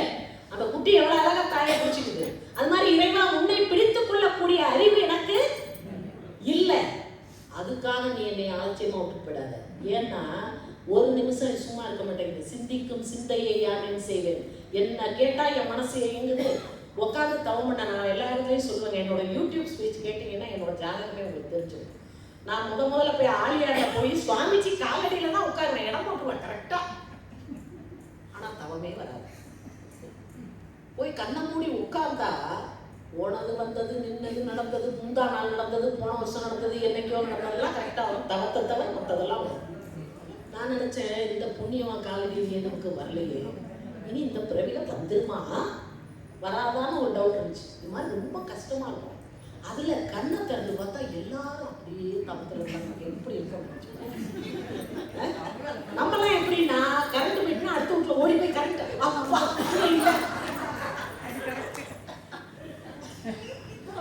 என்ன உண்மையா இல்லையா? அப்படிதான் இருக்கும். அப்ப எல்லாரும் கண்ணு மூடிட்டு இருந்தா நம்ம எப்படி இருக்கும்? மனசே கஷ்டமா ரூம்ல போனான்னு சொல்லுவேன். இப்ப என்னப்பா எல்லாரும் இப்படி தவம் பண்றீங்க, எனக்கு தவமே வரலப்பா, நான் முடிச்சு பாக்குறேன், எல்லாரும் சும்மா இருங்கப்பா, நான் முடிச்சு பார்க்கும்போது நீங்க அப்பதான் எனக்கு நிம்மதியா போச்சு. சரி ரைட், நம்மள மாதிரி நிறைய பேர் இருக்காங்க, பார்த்துக்குவோம். அப்ப நினைச்சு பாருங்க, அந்த மனதை ஒரு செகண்ட் நிறுத்த முடியலன்னா வாழ்நாள் முழுசும் மனதை கொண்டு வாழ்ந்து அந்த மனதை கொஞ்சம் கூட தெரிஞ்சுக்காம அதை எப்படி அமைதிப்படுத்துறதுன்னு தெரியாம அதை எப்படி நல்ல சந்தோஷமா வச்சுக்கிறதுன்னு தெரியாமையே நம்ம வாழ்க்கையை வாழ்ந்தோம்னு சொன்னா எதுவுமே பிரயோஜனம் இல்லை. அப்பதான் பட்டினத்தார் சொல்றாரு, நீ இந்த நான் குரங்குட்டி மாதிரி ஒன்னையே முடிச்சுக்க தெரியல, அதுக்காக நீ என்னை கைட்டு விட்டுட்டு போயிடலான்னு பார்க்காத. புந்திக்குள்ளே ஒத்த பூசையை போல். புந்தின்னு என்னங்க? பூனை. புந்திக்குள்ளேன்னு என்னங்க? பூனை குட்டி. அந்த பூனை என்ன பண்ணும், ஷார்ப்புங்க பல்லு. பூனை பல்லு பார்த்தீங்கன்னா ஷார்ப்பா இருக்கும். அதை எதை வச்சு நான் கரெக்டாக கண்டுபிடிப்பேன்னா, நம்ம ஸ்கூட்டர் கவரெல்லாம் அதுதான் கிடைக்கும். நல்லா அழகாக போட்டு வச்சிருக்கும். அதுக்கு அவ்வளோ ஷார்ப். அது என்ன பண்ணும்னா தன்னுடைய குட்டியை கழுத்துல கம்பும். கழுத்துல கப்பி பிடிச்சிட்டு ஒரு 4 மாடி கட்டடத்துல இருந்து இன்னொரு 4 மாடி கட்டடத்துக்கு தாவும். தாவி என்ன பண்ணும்னா தான் கீழே சார்ஜி தன்னுடைய குட்டியை மேல தான். அது போல நீ என்னைய தாங்குடான்ற யார கைலாயத்தான பார்த்து கேட்கிற. அப்ப எப்படியெல்லாம் அடியார்கள் வந்து இந்த பிறவியில இந்த வாழ்வினுடைய நோக்கத்தை, வாழ்வினுடைய நோக்கம் என்பது என்னன்னா மனதில் அமைதி இருக்கணும். மனம் எப்ப அமைதியாகும்னா நம்மிடம் இருக்கக்கூடிய அந்த தீய வினைப்பதிவுகள் போகிற வரைக்கும் நம்மளால என்ன பண்ண முடியாதுங்க, அமைதியாக இருக்க முடியாது. அப்போ நாம என்ன பண்ணணும், முதல்ல நம்மளை சுற்றி இருக்கக்கூடிய இந்த வயசுல நமக்கு இனிமே என்ன தேவைங்க, தவம் தவம் தவம் தான். தவத்தை தவிர மன தூய்மைக்கு வேற எந்த வழியுமே கிடையாது.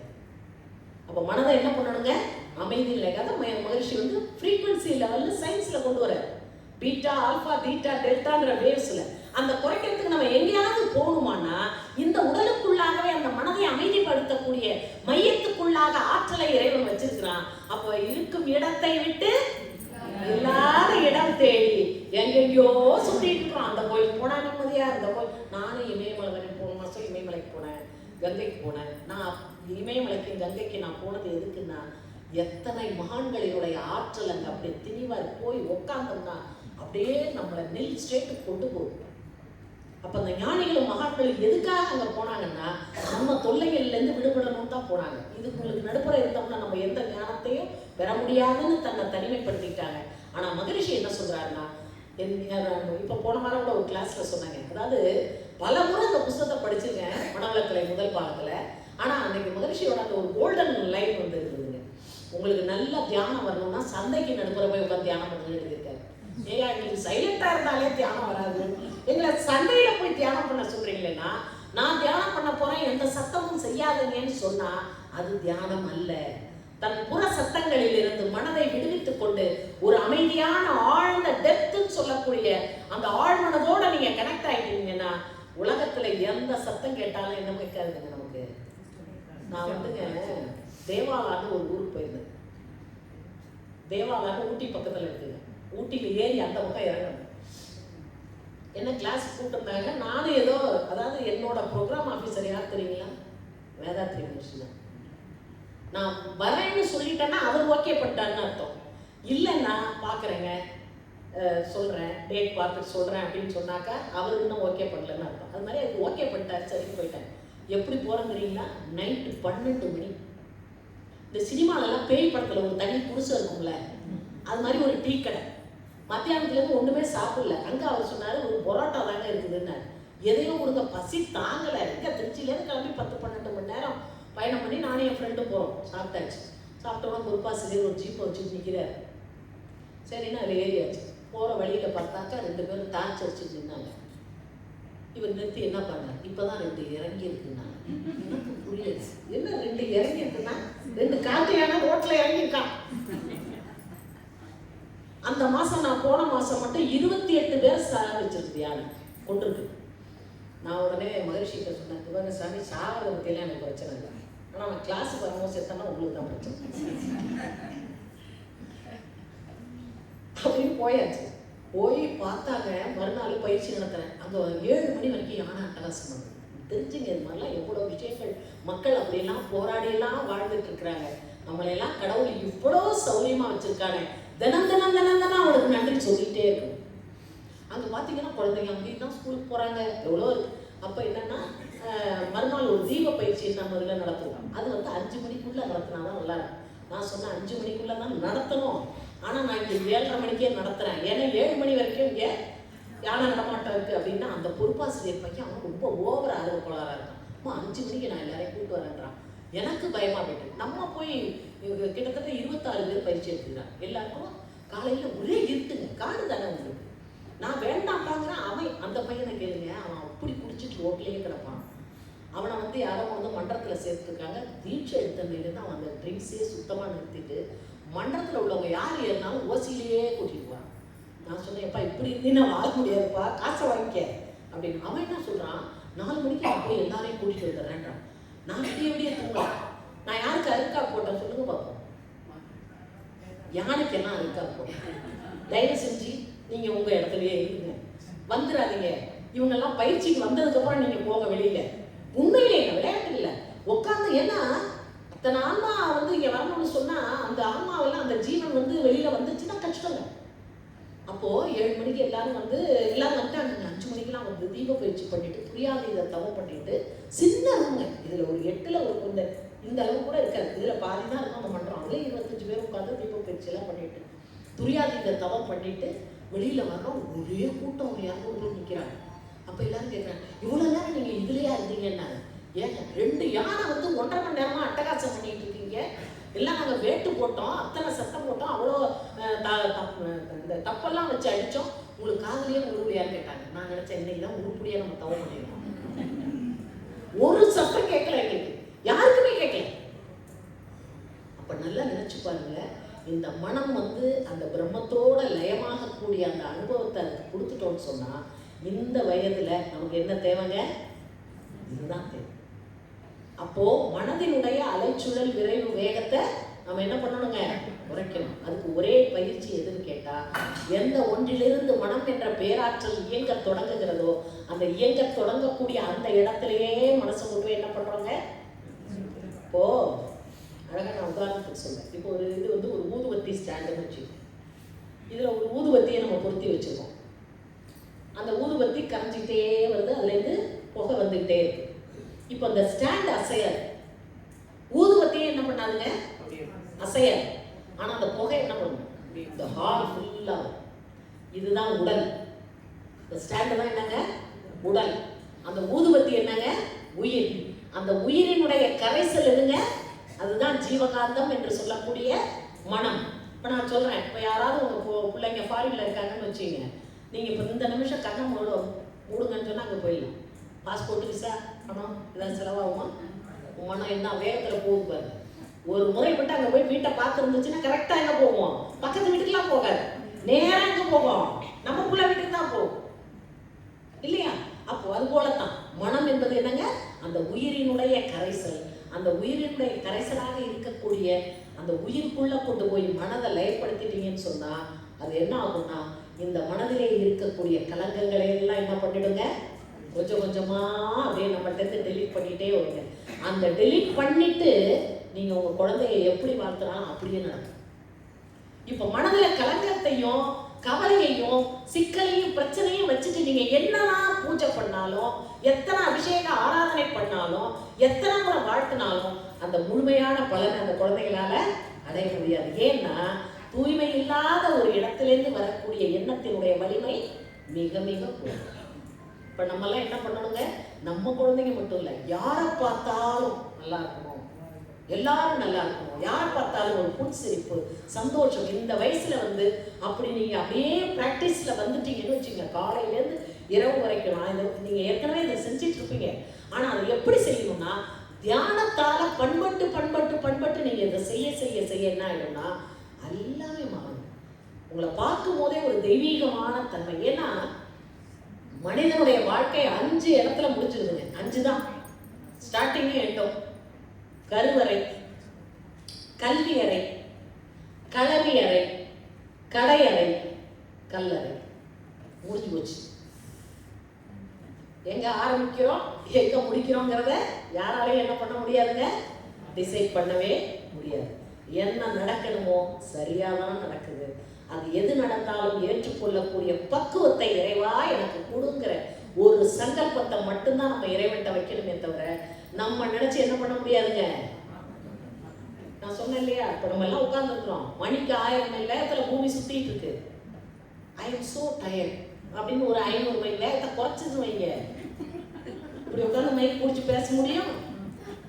இல்ல இன்னைக்கு நான் ரொம்ப ஜாலியா இருக்கேன், நான் ஒரு 1500 ஸ்பீட் எடுக்கிறேன் அப்படின்னுச்சுன்னா தூக்கி எல்லாரையும் கட்டாசிட்டு போயிடும். அந்த கடலை பார்க்கும்போது நான் சொல்லுவேன், ஏம்மா நாங்கெல்லாம் மோசமானவங்க தான், அது எந்த சந்தேகம் இல்லை, நீ அமைதியா, நீ அமைதியா இல்லைன்னா நாங்கள் இங்கே இருக்கவே முடியாது. நான் கடலை பார்க்கும்போதெல்லாம் இப்படி தான் சொல்லுவேன், நீ சத்தியத்துக்கு கட்டுப்பட்ட அந்த எல்லையில் நிற்கிற, நீ மட்டும் எந்திரிச்சேன்னா. சுனாமி அடுத்த வருஷம் நிறைய ஃப்ரெண்ட்ஸோட சேர்ந்து நாகப்பட்டினம் போனோம். சுனாமி ஒரு மாதம் போனோன்னா நான் சொன்னேன், பஞ்சமுக நவகிரக தவத்தில் எப்படி கடலில் நம்ம தவம் பண்ணணும்னா, எல்லாரும் கடலில் போய் 10 அடிக்குள்ளே நின்றுட்டு இருக்கோம். கண்ணை மூடி அப்படியே இந்த கடலோட கலந்துடுற மாதிரி நினைவுக்கு வாங்கப்பா அப்படின்னு சொன்ன ஒரு சகோதரி. அக்கா திடீர்னு சுனாமி வந்துட்டுனா என்னக்கா பண்றது, என்ன பண்றது, வாழ்க வையகம் வாழ்க வளர்ந்து அப்படியே கும்பிட்டு உட்காந்துட வேண்டியதான். இல்லைன்னா கொஞ்சம் நில்லு, நான் அந்த திருவாரூர் போய்க்கிறேன் சொல்ல முடியும். 20 கிலோமீட்டர் தான், அது அடிக்கிற வேகத்துக்கு திருவாரூரே வேணாலும் உள்ள கொண்டு போகணும். யாரையும் நம்மளால என்ன பண்ண முடியாதுங்க, தடுக்க முடியாது. அதனால நம்ம என்ன பண்ணணுங்க, வாழ்க்கையில எந்த ஒன்றையும் நம்மளால மாற்ற முடியுங்கிறத முதல்ல நம்ம என்ன, தன்னம்பிக்கை வேணும். ஆனா பால்ல தயிர் உழுந்துட்டுன்னு வச்சுங்க, அதை போய் உங்களால தடுக்க முடியுமா? தயிர் ஆகாம தடுக்க முடியுமா நம்மளால? யார் நினைச்சாலும் முடியாது, எவ்வளவு பெரிய ஆளா இருந்தாலும் முடியாது. இயற்கை விதியிலிருந்து நம்முடைய மனதை நம்ம கொஞ்சமாவது நவுத்திட்டோம்னு சொன்னா இறைவன் நம்ம பக்கம் இருக்கவே மாட்டாங்க. ஆனா இயற்கையில அவன் என்ன நடத்தினாலும், அப்பா நீ தான் நடத்துற, என்னால ஒன்றும் பண்ண முடியாதுப்பா. பாட்டுவித்தால் பாடுகின்றேன், பணிவித்தால் பணிகின்றேன், பதியே என்னை கூட்டுவித்தால் கூடுகின்றேன், குடைவித்தால் குடைகின்றேன், நின்று உன்னை ஊட்டுவித்தால் உண்கின்றேன், உறங்காதென்றும் ஆட்டி வைத்தால் ஆடுகின்றேன், அந்தோ சிறிய நாள் ஆவதென்ன வள்ளல் பெருமான் சொல்றேன். அதனால ஒண்ணு சொல்றேங்க, டைம் ஆயிடுச்சுன்னு நினைக்கிறேன். ஒரே ஒரு கவி, இது அற்புதமான கவி. இது கபில மகரிஷி எழுதுனது நிறைய பேருக்கு தெரிஞ்சிருக்கும். ஒரு மன்னன் இருக்காருங்க, அவர் ஒரு அறிவிப்பு சொல்றாரு. அந்த பறை அறிவிக்கிறவன் ஊருக்கு போயிட்டான்.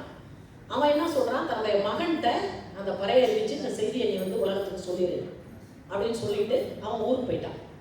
அந்த பறை அறிவிக்கிறவனோட மகன் யாருன்னா ஊமன்.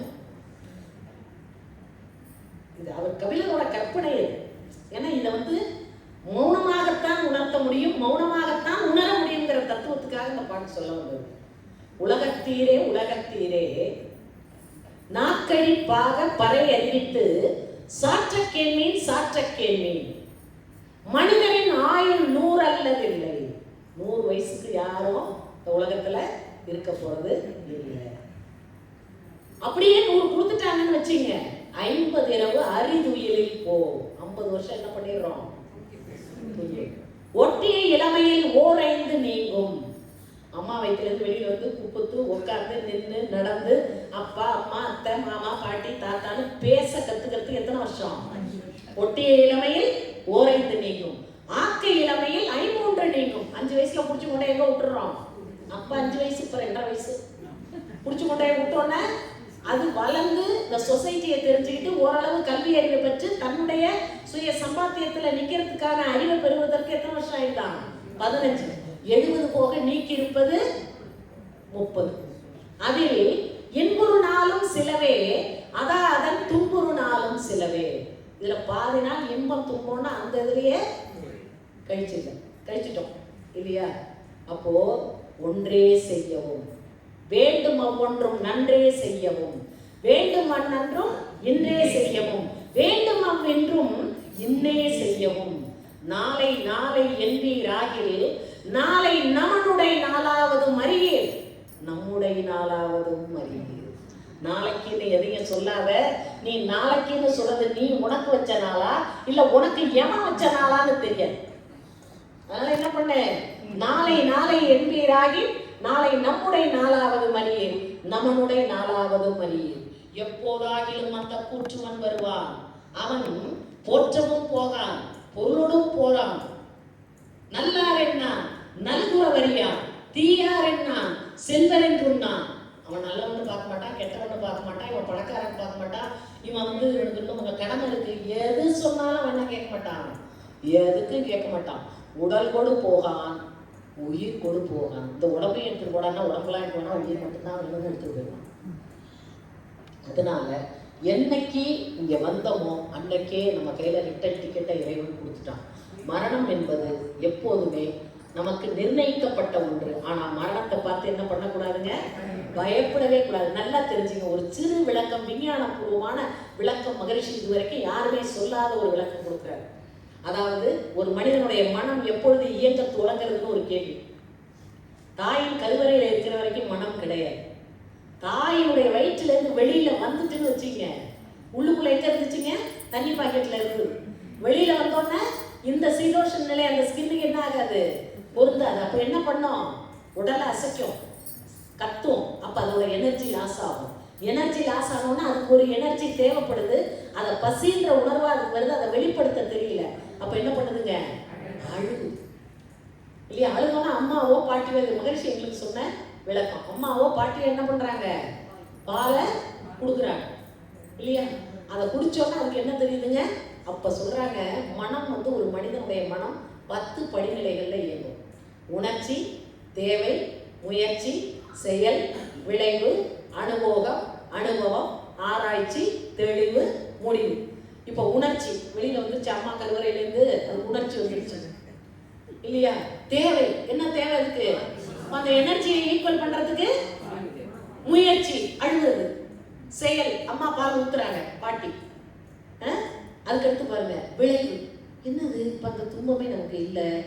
அப்போ அனுபவம், பாலை குடிக்க குடிக்க துன்பம் குறையாத உணருது. பால் குடிச்சோடனே துன்பமே போச்சு. அப்ப அனுபவம் உடனே ஆராய்ச்சி பண்ணலாம். எப்ப இந்த குழந்தை பிறந்தவங்க தெளிவா முடிவு பண்ணி அடுத்ததுல பசிக்கும் போது அழுகணும். அப்ப பாருங்க மனம் எப்ப இயங்குதுங்க, தாயினுடைய கருவறையில இருந்து வந்த அந்த செகண்ட்ல. ஆனா இறைவனுடைய திருக்கருணை பாருங்க, எந்த ஒரு மனிதனும் இதுவரைக்கும் மற்றவங்கள்ட்ட ஷேர் பண்ண முடியாத 2 விஷயம். நான் எப்படி பிறந்தேன் தெரியுமா அப்படின்னு யாருமே கேட்க முடியாது, நான் எப்படி செத்தேன் தெரியுமா அப்படின்னு யாருமே கேட்க முடியாது. இந்த 2 அனுபவத்தையும் யாருமே யாருக்கும் என்ன பண்ண முடியாதுங்க, ஷேர் பண்ண முடியாது. ஏன்னா மனம் இயங்கும் போது அங்க மன இயக்க மண்டலம் என்ன ஆகுதுங்க, என்ன ஆகுது, உலகம் வழியா அதை டியூன் பண்ணக்கூடிய ஆற்றல் எனர்ஜி உடலுக்குள்ள பரவுது. ஆனா இந்த மரணம் சம்பவிக்கிறதுக்கு ஒரு 10 செகண்ட் முன்னாடி இறைவன் மன இயக்கத்தை நிறுத்திட்டுத்தான் மரணத்தை தீர்மானிக்கிறான். அவனுடைய கருணை எவ்வளவு பெரிய கருணை. அதனால மரணத்தை பார்த்து என்னைக்குமே நம்ம என்ன பண்ணக்கூடாதுங்க, பயப்படவே கூடாது. இறைவா நான் ரெடி, நான் ரெடின்னு சொல்லணும், நான் ரெடி, நீ ரெடியா? அப்போ அந்த ஒரு கான்ஃபிடென்ட். ஏன்னா நம்ம அவகிட்ட தானே போறோம். ஒரு தாய்கிட்ட குழந்தை போறது சந்தோஷம் தானே. அப்ப அந்த உணர்வோட நம்ம எப்போதுமே எப்படி இருக்கணுங்க, ஆரோக்கியமா இருக்கணும். ஆனா நீங்க இந்த வயசுல இருந்தாலும் தினமும் உடலுக்கு அசைவை கொடுக்கக்கூடிய பயிற்சிகளை கொஞ்சம் கொஞ்சம் செய்யுங்க. தியானம் கண்டிப்பா நீங்க எல்லாருமே எடுத்துக்கங்க. இதுக்கு உயிர் தான் முக்கியம், மனம் தான் முக்கியமே தவிர நீங்க எந்த தெய்வ வழிபாட்டுக்கும் இது சற்றும் முரண் கிடையவே கிடையாது. சரிங்களா? அந்த தியானத்தை செய்ய செய்ய செய்ய நம்ம பெற்றோர்கள் கொடுத்த அந்த வினைப்பதிவை நம்ம போக்கிட்டோம்னா நம்ம இறந்தோட எங்க போகணும் தெரியுங்களா? பிள்ளைகளை பெற்றோர்கள் உடலை விட்டால் பெரும்பாலும் அவ்வுயிர்கள் பிள்ளைகளோடு இணைந்து விடும். பிள்ளைகளை பெற்றோர்கள் தவமும் மாற்றி அறமும் செய்தால் இப்பேராக்கம் வழி வழியாய் பின்தொடர்ந்து குலக்கொடியை வாழ வைக்கும்.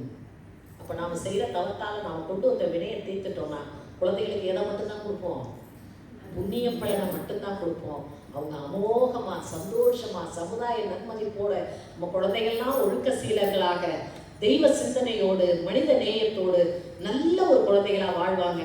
அப்படி உங்க எல்லோருடைய குழந்தைகளும் வாழணும்னு சொல்லி மனதார வாழ்த்தி வணங்கி இந்த உரையை நிறைவு செய்கிறேன். வாழ்க வளமுடன்.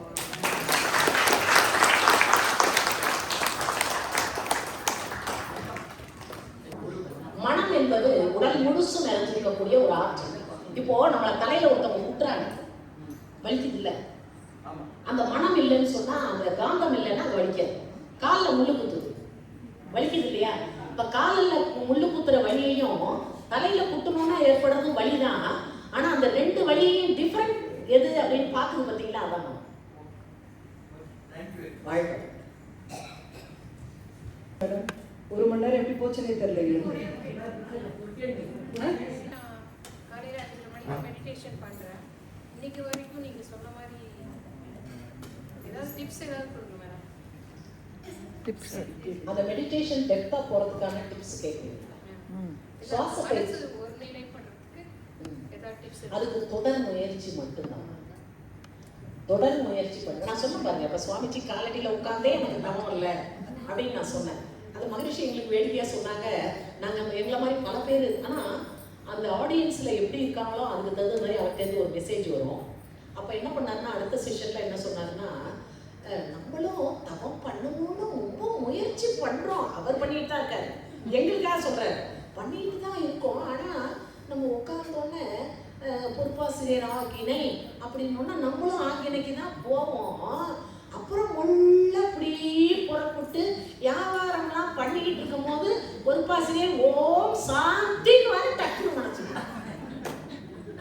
அப்பதான் நினைச்சேன், நம்ம பண்றதை என்ன அழகா சொல்றாரு இவர், கரெக்டா அப்படின்னு. அதனால நீங்க கொஞ்சம் கூட அதை நினைக்காதீங்கம்மா.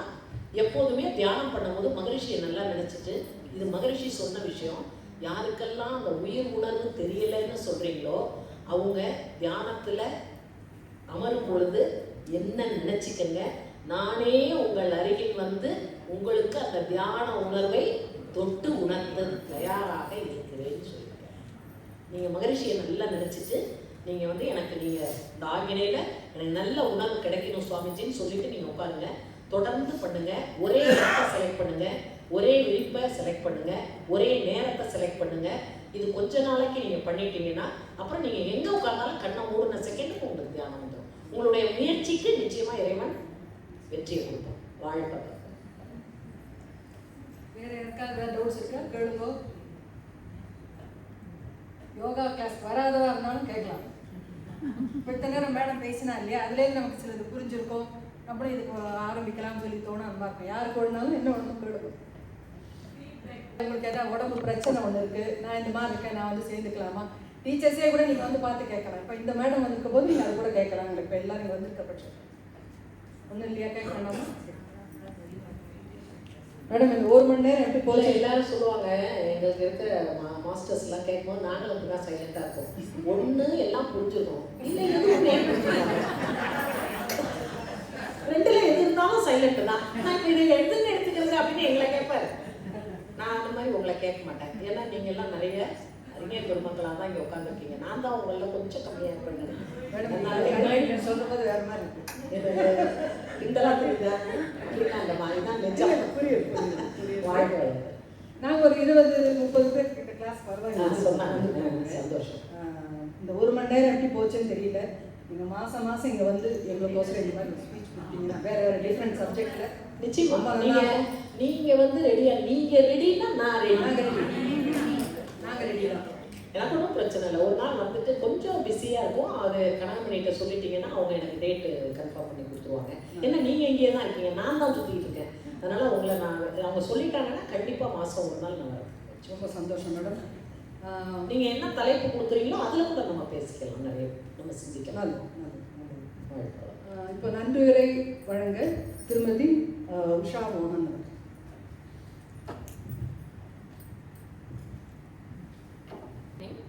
For everyone, on behalf of all of us here,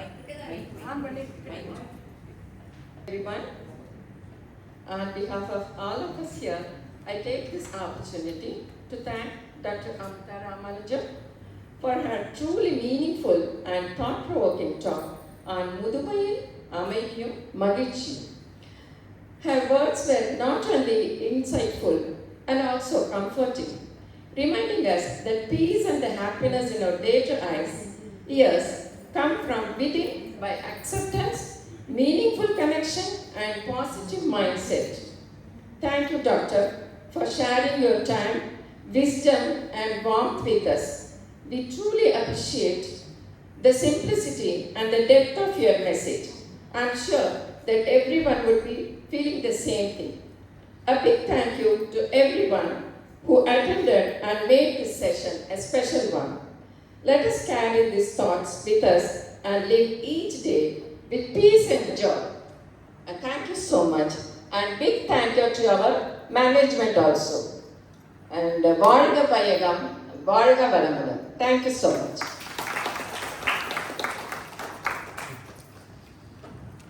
நம்முடைய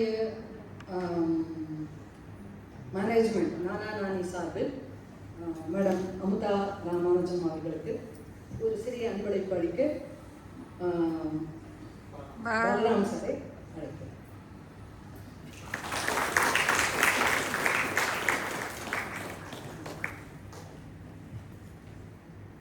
மேடம்